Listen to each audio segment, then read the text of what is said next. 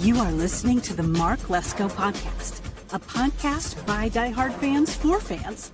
Mark covers all things Penn State football and the Pittsburgh Steelers, as well as anything related to the sports and fitness world.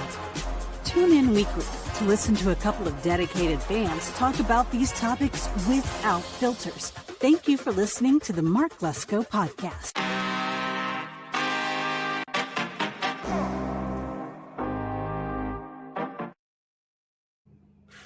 What's up, Yenzers? Welcome to the Mark Lesko podcast. I'm your host, Jay Rod, and this is Black and Gold Monday. Now, because the Steelers are officially into the offseason, what I'm going to do is every time that particular team goes into the offseason, I'm going to shift all the topics to the most relevant team that's currently in season, which is now the Pittsburgh Penguins, and then I'll talk about the Pirates, and then I'll end it with the Steelers. Whoever's in the offseason or closest to it will be the last topic. So let's start with those Pittsburgh Penguins, guys.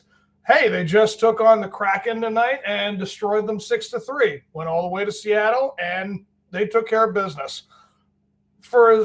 Again, I keep saying that I'm going to do an episode of Penguin Central, but I just can't fit my schedule. I will do my darndest, guys, to put out an episode sometime tomorrow or this week. Giving a new schedule because, again, they just played tonight. They won. And when you look at these standings here, let me see if I can blow this up just a little bit. Probably much better now. You come down to the Metropolitan Division, and look at that. We are tied right now for second in the Metropolitan Division. 57 points. We have 156 goals scored. We have 147 allowed, and the differential is 9. 6-2-2 in the last 10 games. Everybody in the Metropolitan, between the Caps and the Flyers, have just completely collapsed. They've all had bad losing streaks. Islanders lost last night, but the Hurricanes are still in the conversation.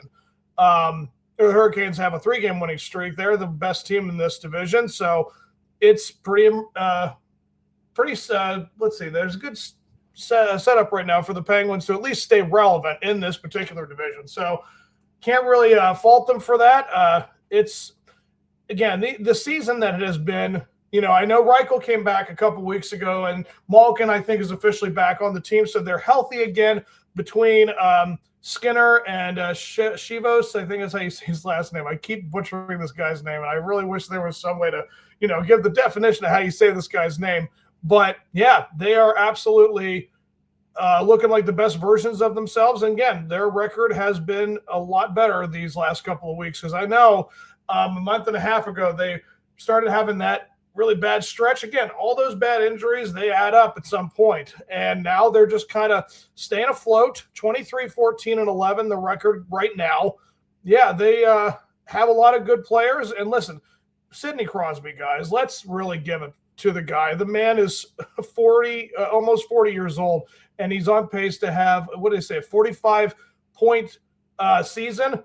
And the most that a guy in that age bracket has not done more than, I think I saw a record of 40 goals. Like I think it was Gordie Howe back in the 60s. And just last year, Alex Ovechkin. So Crosby is he's just the guy. Everybody has been saying it for a long time in Pittsburgh. Ever since I started watching the Penguins, I don't know if I ever said this. I think I have mentioned it before. But Sydney and I are separated by 1 day. Like we are basically the same age. He just was born 1 day before me. So it's like we and I have been on this earth almost the same exact time. I just thought that was the craziest coincidence.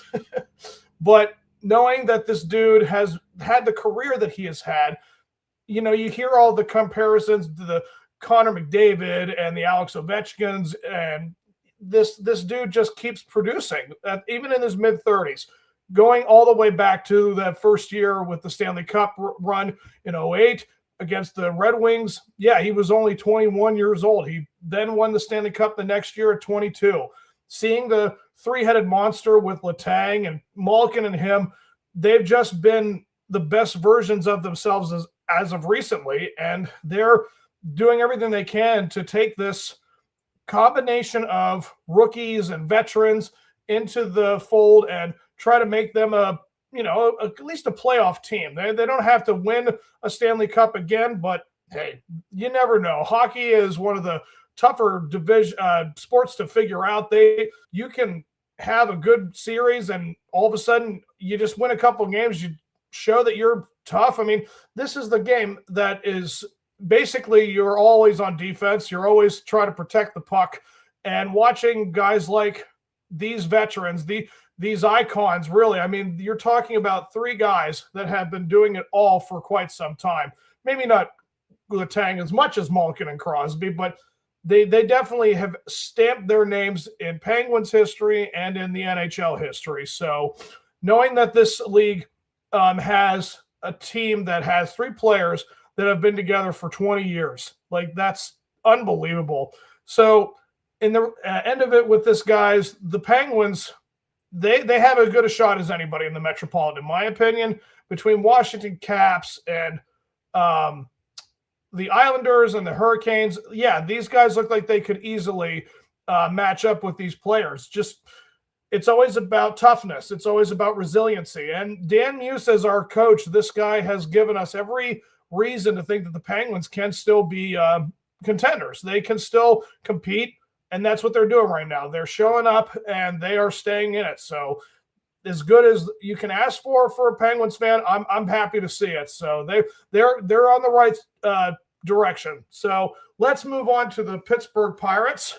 And when you talk about the Pirates right now, the current state of the free agency and just the overall talent that they have acquired recently, I mean, I'm hearing these stories about the Eugenio Suarez, and he's saying about how they're reluctant to sign in Pittsburgh, as well as basically any free agent that's out there. Now, we did get Brandon Lau in a trade, so it's not like he was being reluctant. He had no choice. Ryan O'Hearn is the one guy that, if you can really look at it, he was given the best deal by Pittsburgh, and he accepted. I mean, that is a big step, but obviously that's not pushing the needle enough. And folks, I mean, anyone who's a Pirate fan, how in the world can you expect them to think any different? This organization has basically done everything it possibly can to swear off talented players that are in free agency. They've done everything they can, because regularly when you're a free agency, you go out there, you see what is being offered, and the Pittsburgh Pirates are basically giving you sawdust and peanuts off the floor.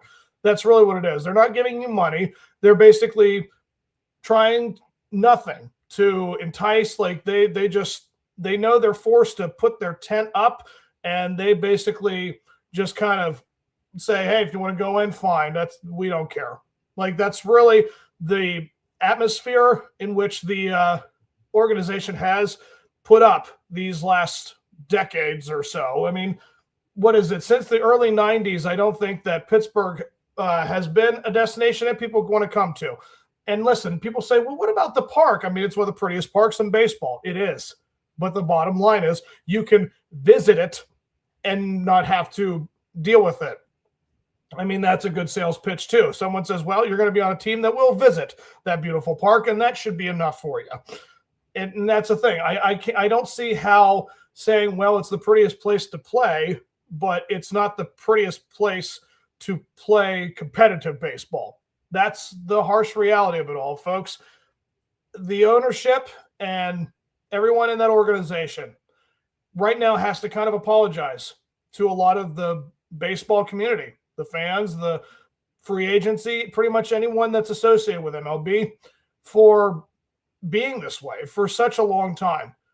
Again, once Barry Bonds got traded to the San Francisco Giants back in 1993, the Pittsburgh Pirates have been a place where, again, if you're old, if you are, cast away, if you are, on an island of misfits, I mean, you're the last resort. That's really what the Pittsburgh Pirates' destination has been to a lot of players. So seeing that Eugenio Suarez, and again, I'm just throwing names out, Cody Bellinger, and free agents even like Marcelo Zuna. I mean, why would they want to come here? Why would they want to come to Pittsburgh? Just because Paul Skeens is one of the most, remarkable pitchers of the century? I mean, that would be a good enough draw for me personally, but that's not good enough for these players. And rightfully so. It's two things.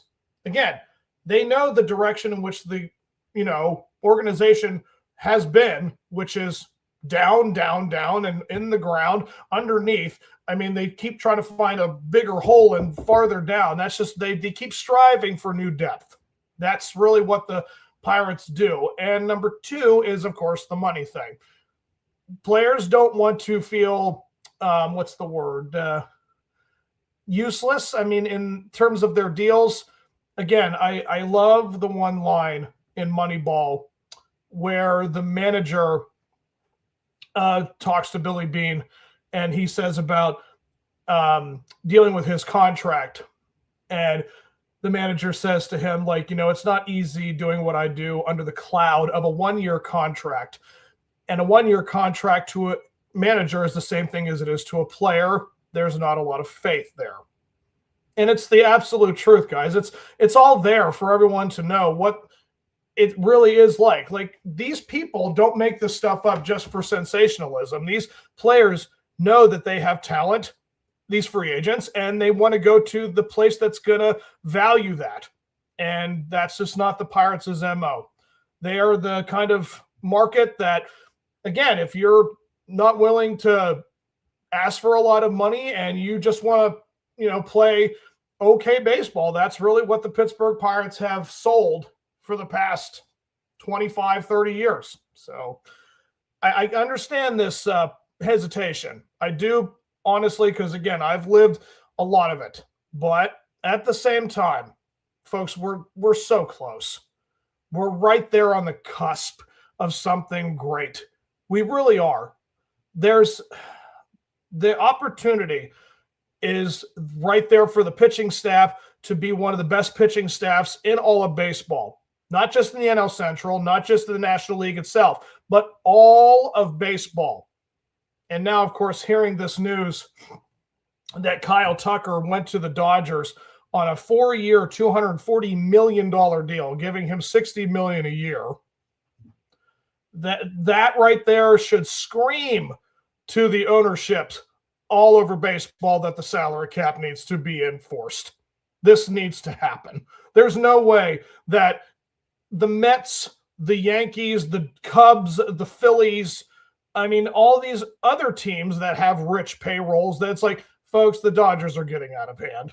This team is just basically throwing millions and billions of dollars at these players. And it's just nuts to think that, anyone could be competitive, or that this needs to be a system. Like, it needs to be a fair playing field for all for a change. I'm sorry. I understand these players are going to fight this salary cap system in the offseason when we don't play baseball in 2027. Just mark your calendars to it, folks. I've been saying it pretty much every time I bring up the Pirates, that this is coming. It's going to happen. It needs to, because, again, baseball is no longer the sport in which you can get paid all that money and only have your team go to the World Series every other year. This is just, everyone needs to be involved, and the Pirates need to benefit from it, just like the Las Vegas A's, Miami Marlins, White Sox, even Minnesota Twins. All these other teams that, they've got okay players here and there, but they're not a team because, again, they don't want to spend that money that they don't want to. They don't think they have. They do have it, but there needs to be something that forces them to spend. And there's also needs to be restriction on rich teams that spend too much. So that's the only thing, is to put a salary cap in. So, again, I'm not saying that the 2026 season is lost, but only bringing in 3 bats between Lowe, Magnum, and O'Hearn, it's not enough yet. And the fact that Andrew McCutchen's not been signed yet is kind of ridiculous. I mean, the dude is the legend He's the most important Pirate we've had since Barry Bonds, since you're looking at what? How many players? I mean, Willie Stargell, these icons that are put on the pantheon of Pirate players, and Andrew McCutchen is our generation's representative. There's been a lot of great players that have come through Pittsburgh in the last 20 years between Jason Bay and Freddie Sanchez. I know we had, he went to Milwaukee, and then he came back for a year. That full circle moment. Was it Ramirez? I think that's who that was.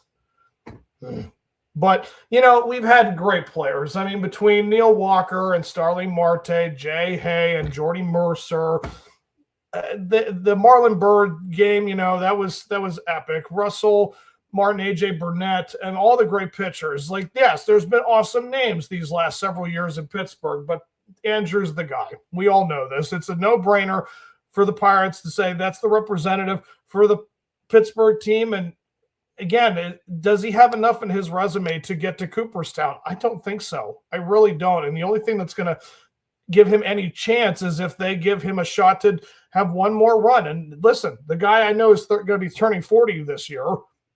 If he still wants to play, I don't see why you can't give him one last chance to finally get that championship. But that's just how it has to be, I guess, when, again, the guys that make the decisions in the organization. It's just unfortunate, but this is what you deal with as a Pirate fan. So it's a lot still to be desired. We are less than a month away from pitchers and catchers reporting. So if they're going to make any trades or any free agents get bats, they've got to do it probably within the next 2 weeks. So hopefully something changes. That's all you do, folks, is you hope and pray.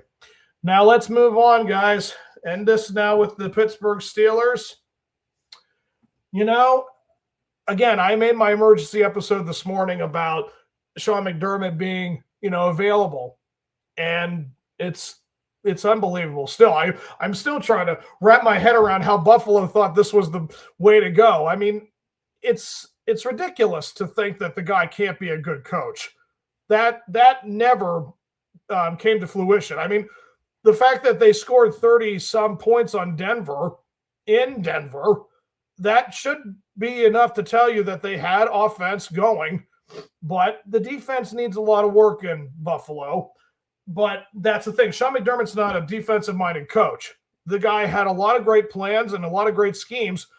And Josh Allen and company, they just came across Sean Payton, and those guys did just what they did, just a little more. They had to go to overtime, and the Broncos sealed it. So it's an unfortunate situation for them, but this is an opportunity for the Steelers to do something that's monumental, that's kind of a game changer, to know that we could potentially have a guy like Sean McDermott be our head coach.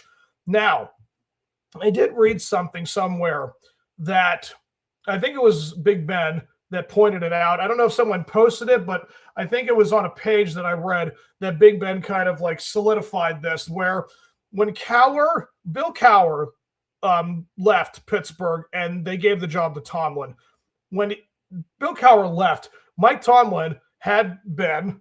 He had one of the, rising and upcoming defenses. There were such young, hungry guys that were going to make noise for the next 5 to 7 years minimum, and they did. And what was the other point? I think it was like they had a great coaching staff. Like everyone assembled, between Dick LeBeau and company. Like everything was set to do something great for Mike Tomlin. And now that he has decided to step down, what are the Steelers' situation? Their current situation is Aaron Rodgers doesn't look like he's coming back, and you're relying on a rookie quarterback in Will Howard, who's entering his second NFL season, not even having a snap in any kind of professional environment, and Mason Rudolph, who is now approaching 30, who, again, could he do a Geno Smith or a Sam Darnold where he finally figures it out later in life? That would be great, but it's a huge gamble. It's a huge toss-up in the air. But the And then, of course, that's the other spectrums where they have an aging defense. Cam Hayward's going to be 37, turning 38 soon. And you have TJ Watt, approaching 34. I mean, 33. Let's see. He's 32. But I'm saying his best years are behind him. He could still have great years, but the good years, the young years, they're now in the rearview mirror. And we have Jalen Ramsey, who's in his 30s. I know Deshaun Elliott. I know he is approaching 30. I know he's a little older. Again, this is an aging defense now. There's a lot of question marks, with the exception of Peyton Wilson, JBJ, and maybe Eccles, and of course Harmon. There's 4 or 5 names that give you a good shot at the future, but there's 15 positions on defense, and 5 out of 15, last I heard, that's not a good grade. So, and again, the coaching staff has been completely decimated. Danny Smith is gone. I mean, I'm glad Terrell Austin and Arthur Smith are not coming back. They did absolutely nothing to improve either side of the ball. It was all jumbled and complete chaos. It never worked. It didn't. If we won, it was because the other teams, let us figure things out, and they gave us a lot of wins. Or we had a bunch of turnovers that went in our favor. That was really our whole season. So you're looking at a rebuild that they don't want to happen. And if you don't want that to happen, then you got to go and get someone like Sean McDermott. And you got to go and get a free agent like Malik Willis. That's really what you need. You need to figure out your quarterback situation. You need to figure out your head coach. And that's really what we're looking at. So is this the most important offseason that the Steelers have had? Yeah, it's a new era. It is. Mike Tomlin is no longer our head coach. This is the first time since, I think, YouTube wasn't even existing. I know it was 2005 when the Steelers had a different head coach. So that's just nuts to think. Things like that. But hey, we're Steelers fans. We're always going to want the best for our team. We're always going to have the high expectations, as we should, because there is still a lot of talent on this team, regardless of the coaching staff and the issues that they have given themselves. But I'll wrap it up here, guys. I hope that you have enjoyed the episode. And yeah, this is looking to be an interesting offseason completely, because you want to know what direction are we actually going to go. Are we one of those teams that just says one thing and does another? Because right now there's so many options. I love that they're not, being completely quiet. Like, they're not saying we're going within house. Like, we have 8 or 9 guys, potentially 10, to interview for this job. And I can only hope that this gets resolved within the next couple weeks, and we know what we're going into with our off season. And then we're going to start looking at free agency and seeing if there's anything we can do to fill in the holes. And hey, the draft's just a couple months away, guys. I'm looking forward to it. It's going to be great in Pittsburgh. Hopefully it's a good one. You can't expect it to be the best draft just because we're in Pittsburgh, but I'm hoping that they continue to find the right pieces that they have, because Troy Fautano did pretty good his second season. Pretty good, not elite, but Derek Harmon, guys, that right there is easily the pick of the first round to me, because again, this guy did everything he was supposed to for us defensively. He had some of the best numbers. He had some of the biggest moments. And when he was in the game, our defense, run defense, was one of the best in the league. They would shut down everything when Derek Harmon was in it. So that is my choice for Rookie of the Year for the Steelers. He did a great job. Hopefully we find another guy just like him in this year's draft. So I'll end it here, guys. I hope you have enjoyed the episode, and I will see you guys next time. And until that time, guys, you enjoy being black and gold, guys.